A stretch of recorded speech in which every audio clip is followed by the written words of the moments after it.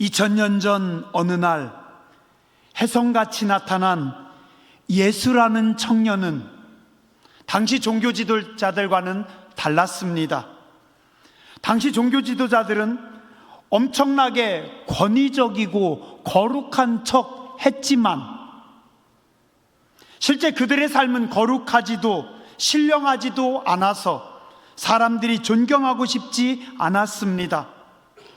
그러나 예수님은 털털했고 거룩한 척 하지도 않았으며 가난하고 보잘것없는 사람들과 함께 지냈고 말이 아닌 능력이 있으셨던 분입니다. 당시 먹물 좀 먹은 사람들은 어깨에 힘을 주고 배운 것을 자랑하고 못 배운 사람들은 무시했지만 예수님은 달랐습니다. 예수님의 말씀은 너무나 쉬웠고 일상의 이야기여서 어린 아이들까지도 다 알아들을 수 있었습니다. 그러나 평범함 속에 엄청난 능력이 있음을 모든 사람들이 다 느낄 수 있었습니다.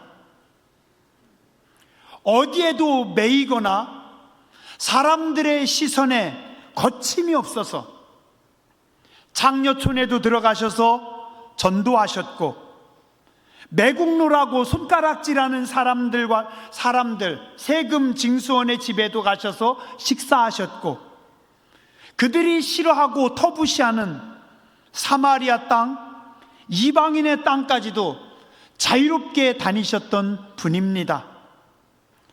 부와 권력이 집중되어 있는 예루살렘보다 가난한 사람들이 힘겹게 살아가고 있는 갈릴리 땅을 더 사랑하셨던 분입니다. 예수님이 가시는 곳마다 안진뱅이가 일어나고 귀신 들린 사람이 온전해지고 온갖 종류의 질병들이 다 치료받았습니다. 그래서 사람들은 이분이 이스라엘이 기다리던 메시아라고 믿었습니다. 다윗의 자손으로 무너졌던 이스라엘을 왕국을 다시 건설할 것이고 로마의 정권과 싸워서 독립을 이룰 위대한 왕이라고 믿었습니다. 그래서 사람들은 새로운 하나님의 나라 이스라엘을 건설할 꿈에 부풀어서 직장을 버리고 고향을 떠나 예수님을 따라다니면서 제자가 되려고 했습니다. 그리고 그들은 3년 동안 엄청나게 놀라운 기적들을 매일매일 경험했습니다. 그런데 그 예수님께서 너무나도 허무하게 한순간 그냥 형장의 이슬로 사라져버리고 말았습니다. 아니 싸움 한번 안 해보시고 아무런 기적과 능력도 없이 너무 허무하게 죽으셨습니다.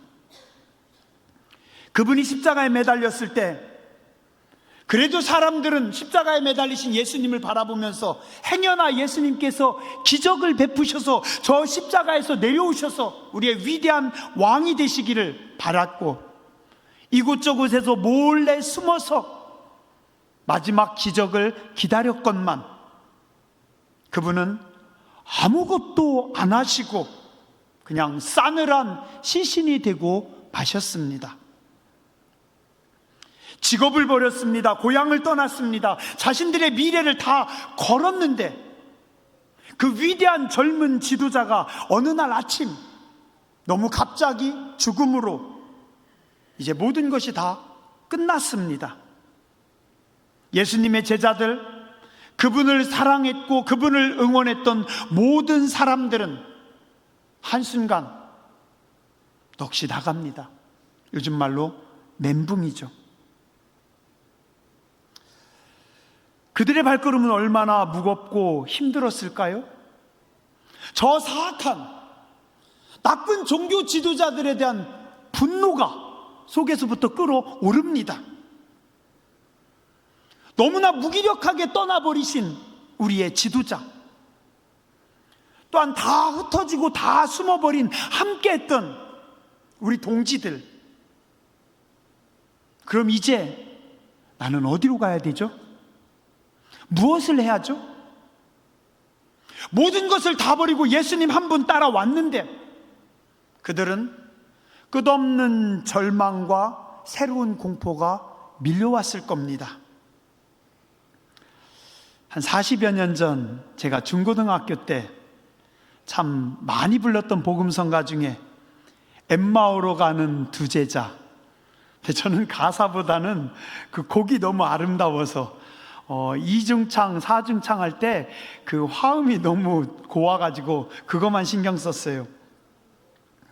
근데 가사를 보면 그때 제자들의 심정이 드러납니다. 엠마오 마을로 가는 두 제자, 절망과 공포에 잠겨 있을 때 주 예수 그들에게 나타나시사 참되신 소망을 보여 주셨네.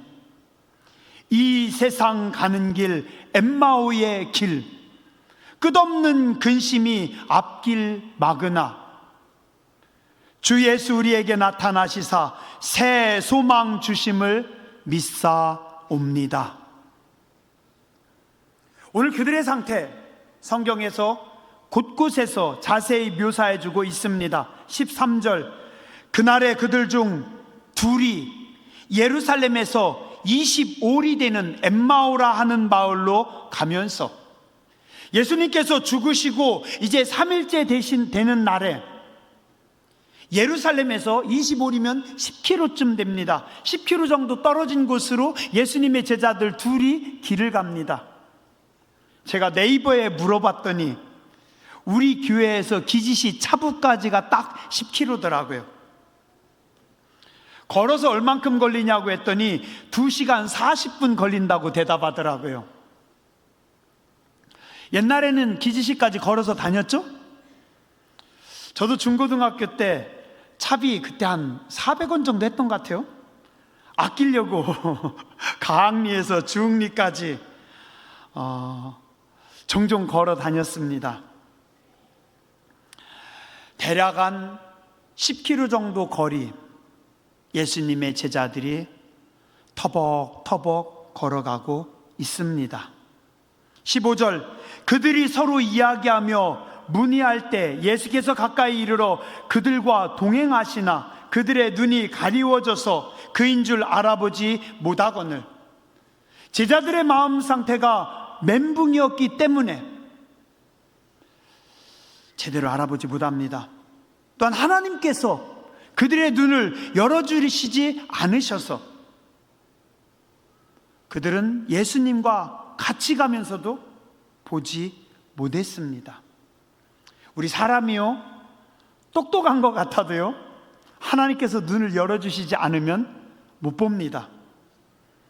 길바닥에 돈이 굴러다녀도요, 다 보는 거 아닙니다. 임자될 사람만 봅니다. 성경을 아무리 많이 읽어도 하나님께서 눈을 열어주시지 않으면 안 보입니다. 근데 성경을 한 줄만 읽어도 하나님께서 눈을 열어주시면 말씀이 보이고 살아 역사합니다. 예수님과 함께 가면서도 지금 그들은 예수님하고 같이 가고 있어요. 근데 예수님을 깨닫지 못해요. 오히려 예수님께 지청구합니다. 18절 뭐라고요? 그 한 사람인 글로바라 하는 자가 대답하여 이르되 당신이 예루살렘에 체류하면서도 요즘 거기서 된 일을 당신 혼자 모르고 계셨어요? 아니 어떻게 예루살렘에서 오면서 그 일을 모릅니까? 나사렛 예수의 일이니 그는 하나님과 모든 백성 앞에서 말과 일에 능하신 선지자이거늘 우리 대제사장들과 관리들이 사형 판결에 넘겨주어 십자가에 못 박았습니다. 22절 23절 또한 우리 중에 어떤 여자들이 우리를 놀라게 했습니다. 이는 그들이 새벽에 무덤에 갔다가 그의 시체는 보지 못하고 와서 그가 살아나셨다 하는 천사들의 나타나심을 보았다고 이야기합니다. 또 24절 우리와 함께한 자들 중에 두어 사람은 무덤에 가서 확인까지 했는데 예수는 보지 예수의 시체는 보지 못했다라고 말합니다. 하나님께서 은혜를 베풀어 주지 않으시면 우린 하나님을 알 수 없습니다. 사람들은 종종 자기 생각과 감정에 사로잡혀서 진리를 모르거나 진리를 외면합니다. 이때 예수님께서 책망하십니다. 25절, 미련하고 선지자들이 말한 모든 것을 마음에 더디밌는 자들이요, 야 이 답답한 친구들아, 성경에 하나님께서 말씀하시지 않았니? 말씀에 기록되었고 하나님의 말씀이 기록되어 있는데, 새벽에 여자들이 봤는데, 예수님의 제자들 중에 몇 사람은 직접 확인도 했는데, 아직도 더디 믿는 이 답답한 친구들아, 예수님께서 말씀하십니다. 정말 아주 답답한 경우가 많이 있습니다. 하나님의 능력과 하나님의 기적을 보면서도 우리는 고집이 세서 잘 못 믿습니다. 말씀이 살아 역사하는데도 내 눈을 닫고 안 믿는 겁니다. 처음엔 다 그래, 시간 지나면 다 똑같아지더라, 하나님의 기적으로 환자가 나았어요, 그래도 안 믿어요. 그건 그 사람의 이야기지. 왜 하나님의 기적이 그 사람의 이야기입니까? 기도해야죠. 하나님 내게도 역사해 주시고 하나님 내게도 말씀하여 주시옵소서. 안 믿으려고 작정했어요. 하나님께서 그 사람은 고쳐주셨는데, 에이, 나는 안 될 거야, 나는 틀렸어. 기가 막힙니다. 기적의 중심에 서 있으면서도 기적을 못 믿습니다. 은혜 한가운데 있으면서도 우리는 은혜를 못 받는 경우 많이 있습니다.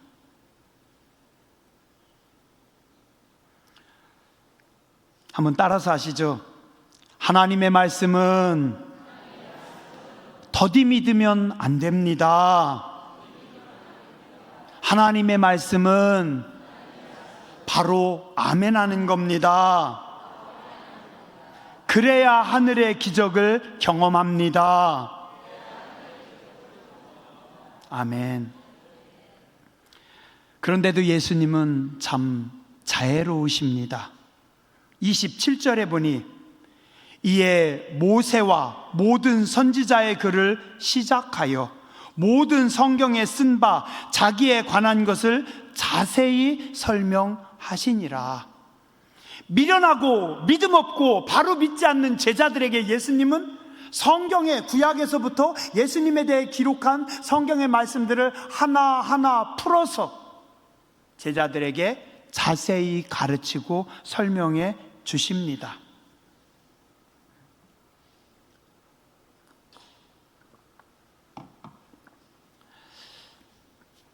십자가에서 죽으셨다가 부활하신 예수님, 오늘 누구를 찾아가셨습니까?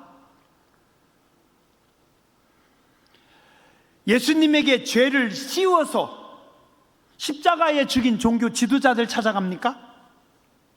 아니면 사형선고한 본디오 빌라도를 만납니까? 거짓 증언한 가짜들을 만납니까? 저는 말씀을 보면서 그런 생각해 봤어요. 만약에 나라면, 저라면은요, 나를 억울하게 죽인 그놈들, 종교 지도자들, 빌라도 그 앞에 가서, 자, 봐라, 너희가 죽인 자가 누군가? 나는 하나님이다. 너희는 나를 십자가에 못 박아 죽였지만 나는 3일 만에 부활했느니라. 가가지고 멋지게 한마디 하고 싶을 것 같아요. 근데 예수님은 그들에게는 아무런 관심이 없으십니다. 예수님은 자기 억울함과 자기 감정에 사로잡히지 않습니다. 그런 건 중요하지 않습니다. 예수님은 흩어진 제자들을 찾아가십니다. 사랑하는 제자들을 찾아가십니다. 제자들이, 성도들이 예수님은 가장 중요했습니다. 예수님은 도망간 제자들, 믿음 없는 도마, 다시 원점으로 돌아간 어리석은 제자들, 그들을 친히 찾아가십니다. 부활하신 예수님께서 직접 오늘 신방하고 계십니다. 난 가는 사람 안 붙잡고 오는 사람들하고만 즐겁게 신앙생활 할래. 아니에요. 예수님은요, 다 찾아가십니다. 예수님을 부인하고 예수님을 떠나고 어리석은 제자들, 예수님은 한 사람 한 사람 찾아가셔서 그들을 불쌍히 여기시고 그들을 고치십니다. 오늘 예수님은 부활하시자마자 새벽에 무덤에 찾아온 여인들을 만나주셨습니다. 안식 후 첫날 새벽에 목숨 걸고 무덤까지 찾아온 여인들에게 천사를 보내셔서 지진을 일으키시고 무덤 문을 여시고 기적을 경험하게 하시고 그 여인들을 만나서 평안하라라고 말씀하십니다. 오늘 시험 들어서 고향으로 돌아가는 제자들과 동행하십니다. 기지시에서 부곡리까지 돌아오는데 어느 지점에서 예수님께서 합류하셨어요? 가항리에서 합류하셨는지 명살리에서 합류하셨는지 주흥리에서 합류하셨는지 모르겠지만 예수님은 어리석은 두 제자들과 함께 걸어가는 시간을 아까워지 않은 것은 확실합니다. 이 제자들을 위해서 친히 함께 걸으시면서 그들에게 천천히 성경의 말씀을 풀어서 설명해 주십니다. 요한복음 21장에 보면 디베랴 호수에서 호수까지 신방 가셔서 제자들을 만납니다. 고생하는 어리석은 제자들을 책망하지 않으시고 그물질하는 배고픈 제자들 위해서 떡을 준비하십니다. 생선을 구워놓고 기다리십니다. 얘들아, 배고프지? 와서 먹어. 와서 먹어. 뱃일 하려면 엄청 힘들죠, 그죠? 배불리 먹이시고 사랑하는 제자 베드로에게 묻습니다. 요한의 아들 시몬아, 넌 아직도 나를 사랑하니? 한마디도 책망하지 않으시고 한마디도 원망하지 않으시고 너 나 사랑하니?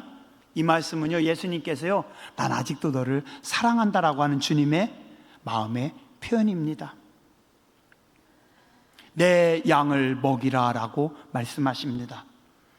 예수님은 집 나간 제자들을 사랑과 용서로 품어 주십니다. 의심 많은 도마, 겁쟁이 제자들이 문을 다 걸어 잠그고 그 안에서 두려움에 떨고 있을 때 벽을 통과하셔서 하나님의 기적을 보이시고 평안을 너희에게 주노라. 두려워하는, 무서워하는 제자들에게 하늘의 평안을 주님은 주십니다. 바울은 스데반을 돌로 쳐서 죽였습니다. 또 예수 믿는 사람들 다 잡아 죽이려고 피냄새를 풍기면서 살기 등등해서 안디옥으로 찾아갑니다. 그러나 예수님은 그 바울을 찾아오셔서 참 빛과 하늘의 음성을 들려주고 그의 걸음을 고쳐주십니다. 히스기야의 아들 므낫세는 12살의 왕이 됐습니다. 그는 아버지와는 달리 하나님께서 보시기에 악한 짓만 다 합니다. 온갖 죄에 죄를 더합니다. 역대하 33장 10절 이하에 보니 여호와께서 므낫세와 그의 백성에게 이르렀으나 그들이 듣지 아니하므로 여호와께서 아수르 왕의 군대 지휘관들이 와서 치게 하심에 그들이 므낫세를 사로잡고 쇠사슬로 결박하여 바벨론으로 끌고 간지라. 그가 환난을 당하여 그의 하나님 여호와께 간구하고 그의 조상들의 하나님 앞에 크게 겸손하여 기도하였으므로 하나님이 그의 기도를 받으시며 그의 간구를 들으시사 그가 예루살렘에 돌아와서 다시 왕위에 앉게 하심에 므낫세가 그제서야 여호와께서 하나님이신 줄을 알았더라. 완전 죄덩어리인데 100번 죽어도 마땅한 인간을, 그 인간이 바벨론의 감옥에 있을 때 하나님은 그를 찾아가셔서 만나주십니다. 성경은 그가 하나님께 간구하며 그가 크게 겸손해서 기도했더니 하나님께서 그를 용서하시고 다시 고국으로 보내서 왕으로 세워주십니다. 나라가 다 망했는데, 왕이 포로로 잡혀갔었는데 다시 돌아와서 왕이 될 수 있습니까? 불가능합니다. 그런데 하나님은 그가 겸손히 엎드려 회개할 때 그를 찾아와서 그를 살려주십니다. 왜요? 회개하는 그를 불쌍히 여기신 겁니다. 그의 아버지를 보셨고 그가 크게 겸손하게 회개할 때 그를 불쌍히 여기십니다. 사실 므낫세는 히스기야 왕이 죽을 뻔했다가 15년의 생명을 연장받은 후에 낳은 아들입니다. 그리고 이 므낫세 왕이 12살의 어린 나이에 아버지 히스기야가 죽었고 왕이 됐습니다. 아마도 외척이나 악한 신하들의 등살에 판단을 잘못해서 계속해서 악한 왕으로 갔는지도 모릅니다. 근데 하나님은 그를 불쌍히 여기시고 찾아가셔서 만나시고 그를 용서해 주셨습니다. 예수님을 만날 때 삶의 모든 문제가 해결됩니다. 부활하신 예수님은 여러분의 삶을 바꿔주시기 원하십니다. 제자들은 전부 다 예수님을 버리고 도망갔지만 예수님은 한 사람 한 사람 찾아가셔서 그들에게 부활의 능력을 주십니다.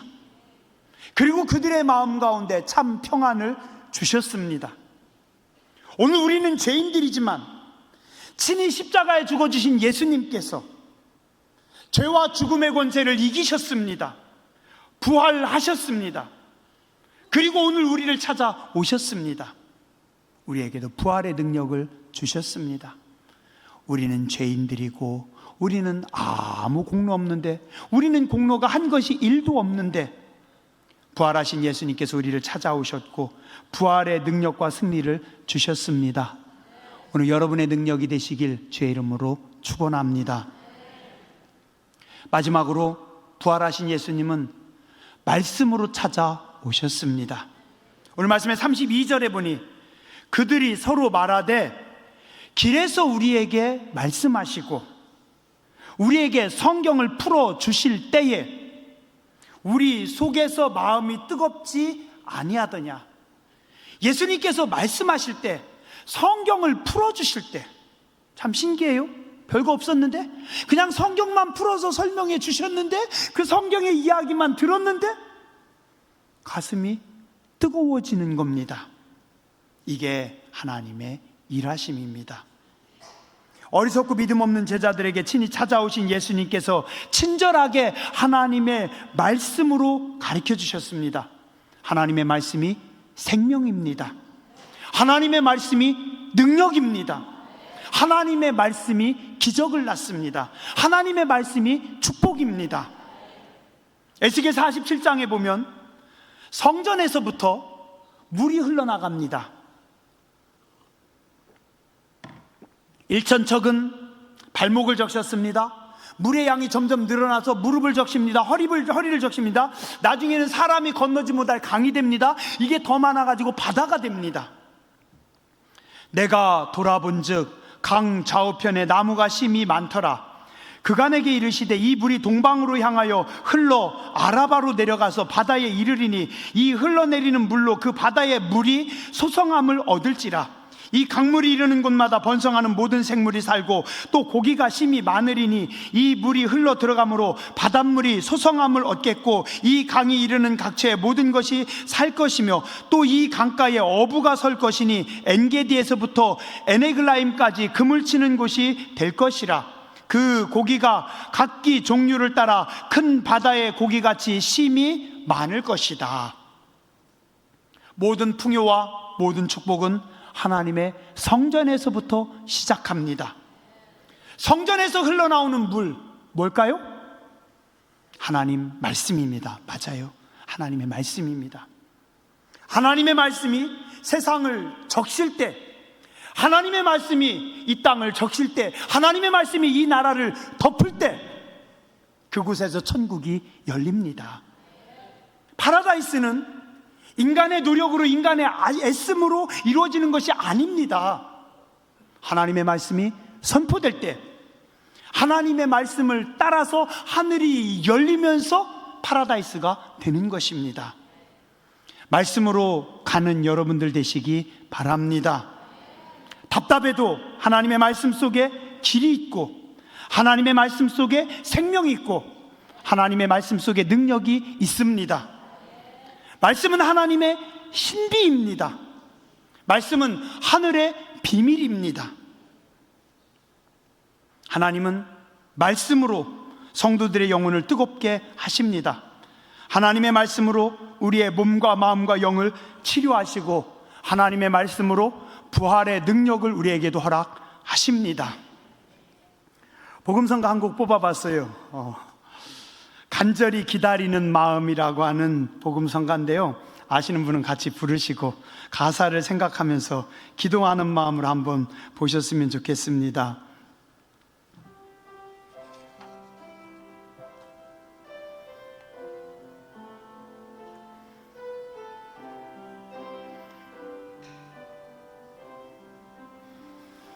죄악의 사슬에서 괴로움의 눈물을 흘릴 때 말씀으로 찾아오신 주님 영생을 약속했네. 주님의 은혜 사모하는 곳에 주의 응답이 많이, 간절히 기다리는 마음 주여 내게 자유 주소서. 첫사랑의 뜨거움이 식어져서 눈물을 흘릴 때 십자가를 지고 가신 주님 평안을 약속하네. 주님의 사랑 사모하는 곳에 주의 응답이 많이, 간절히 기다리는 마음 주여 내게 승리 주소서. 광야의 세상에서 외로움의 눈물을 흘릴 때 골고다로 걸어가신 주님 천국을 약속하네. 주님의 재림 사모하는 곳에 주의 응답이 많이, 간절히 기다리는 마음 주여 내게 오시옵소서.